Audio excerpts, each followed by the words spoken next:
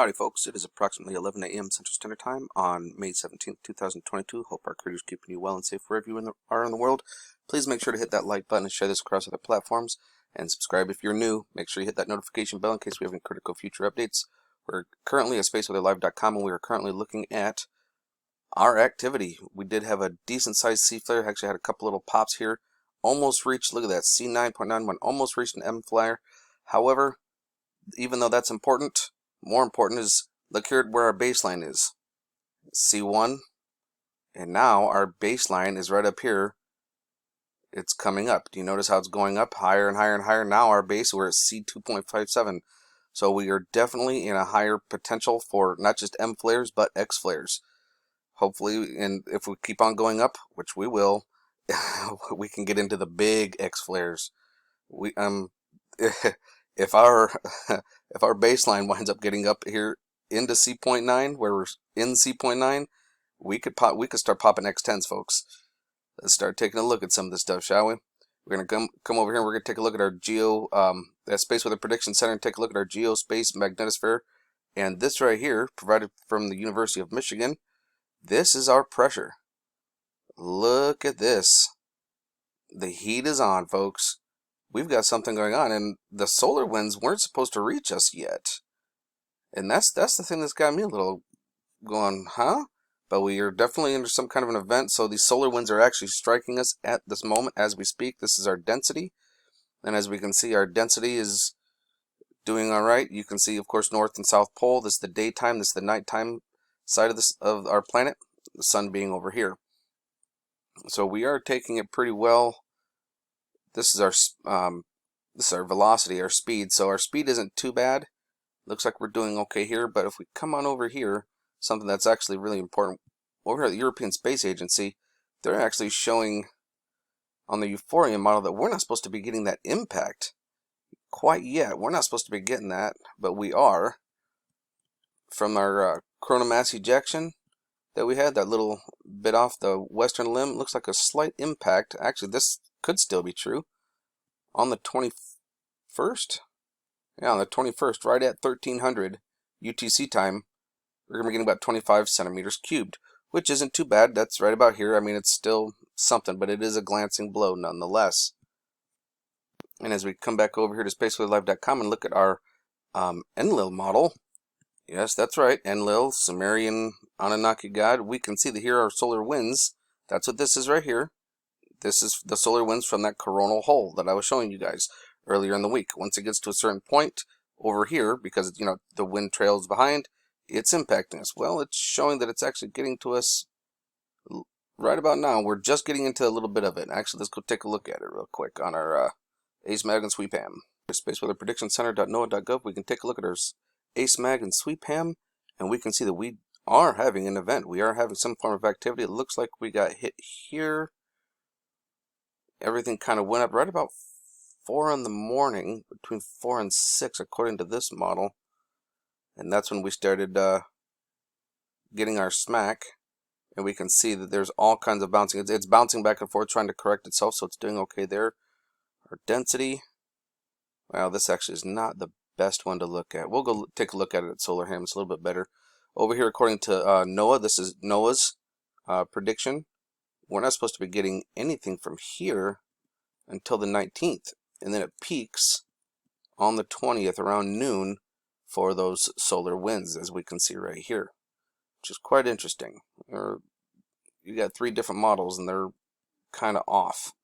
It's very interesting. But let's come on down here and we're going to take a look at our deabsorption. Alright, and we've got it loaded. This is our elevation X-ray flux of what we were receiving. Now, as you can see, we are constantly living in a C flare. And the larger C is right about there. There we go. So all of Africa got it, all of Europe, a good portion of Russia, Saudi Arabia, the Middle East. Woo, yeah, that right there. See, I was getting a little bit more yellow here in the middle because it was almost an M flare. It was pretty close.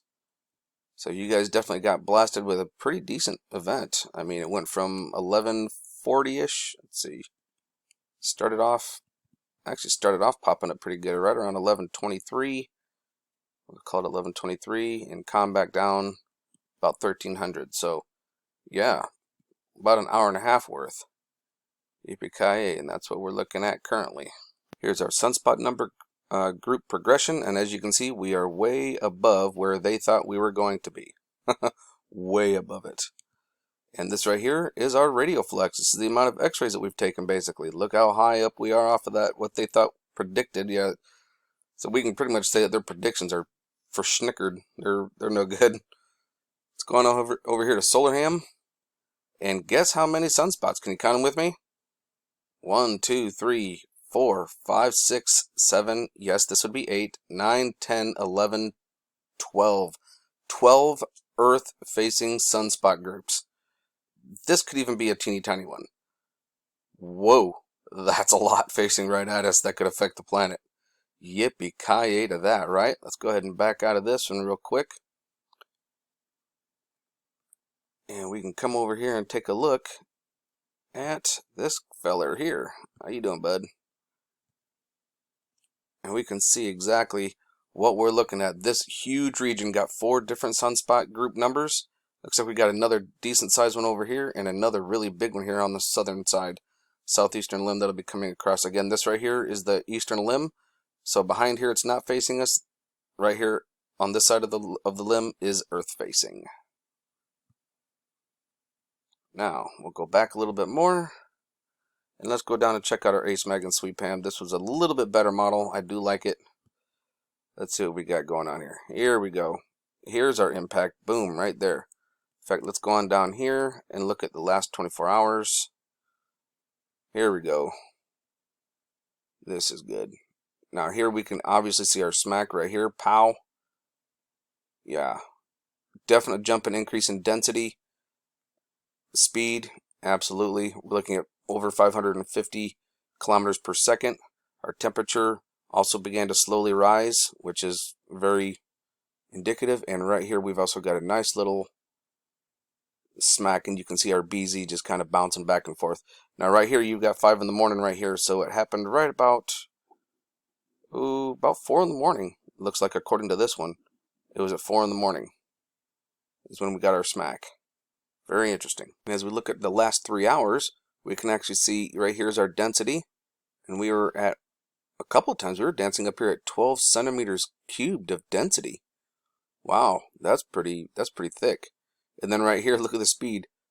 Dancing right around here between 570 and 580. Then all of a sudden, boom, we get up here to 615 kilometers per second. Look at that. Woo!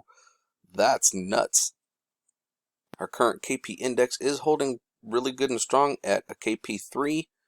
But with the arriving solar winds, I would expect that it would have been up here touching 4. But our BZ bounced back well off enough where we don't really have to worry about it so much. So I think we're doing okay.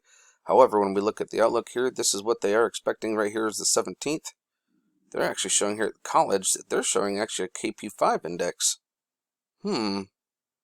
That's quite interesting, folks. Wonder where college, this might be College Station. And we are looking at a KP5 from there.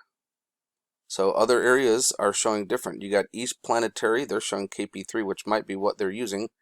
Fredericksburg is showing a KP4 index, well, for quite some time actually. And Boulder, Colorado did show us jumping up into a KP4, then back down to a KP3.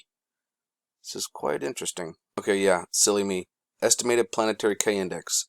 Estimated planetary. So this one here that we use a lot, this is the one that they're using right here.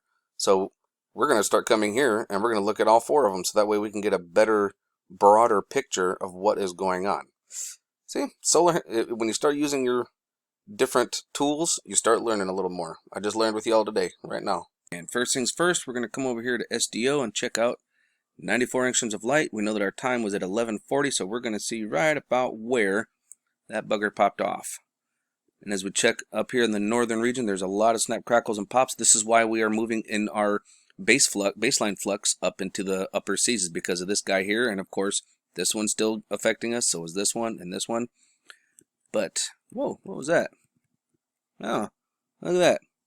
Got a little guy right here. Zoom. Traversing across the sun. See him there? Goodness gracious, it's going to be like that all day.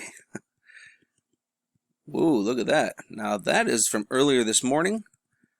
That is not a current one. That is not the most recent one. Whoa, look at this. Look at the activity going on here, folks. Ooh, looks like we might have had a little bit of release coming our direction from that. Not a lot, though. But our eruption wasn't until 11. Was it 10:40 or 11:40? I think it was 11:40. So we're watching here. Yep, right here, 11:40. Whoa, so that's what this one right here. Look at this. See the chain reaction? This one going on here, flaring up, and then this one starts to flare up. This is where that's where our flare was. And then look at then this guy wants to speak up and say, "Hey, I'm not done over here yet." Look at that. It goes from here to here. Goodness gracious. So this is where and this is directly Earth facing. So we need to see where, if any, coronal mass ejection is going to come from. Let's come on down here. I've got the 304 keyed up. And let's zoom right in on here since we know where it's coming from. Well, that was it. Just that little light up. Okay, so there isn't really much for a coronal mass ejection. I'm not seeing any. Well, believe it or not, I'm seeing more from this little fella right over here. Just a little poosh. I'm seeing more from that than anything else. There might have been a teeny bit, but I don't really see a whole lot coming off of it. I don't see any ribbons of coronal mass ejection. Anything. Oh, what was that? Lower right. Oh, look at that. Lower right over here. There's another one.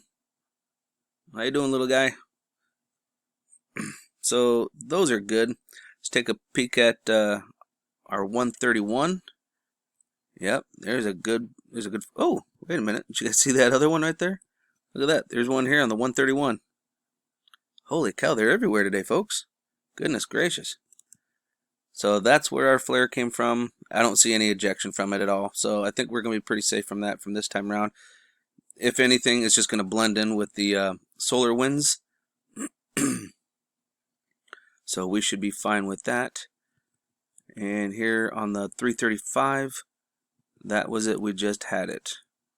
Right there. Yep. Yippee-ki-yay. Fun times ahead. So keep your eyes open, folks. No fear. And remember that love is the only way forward. Solar Wolf out.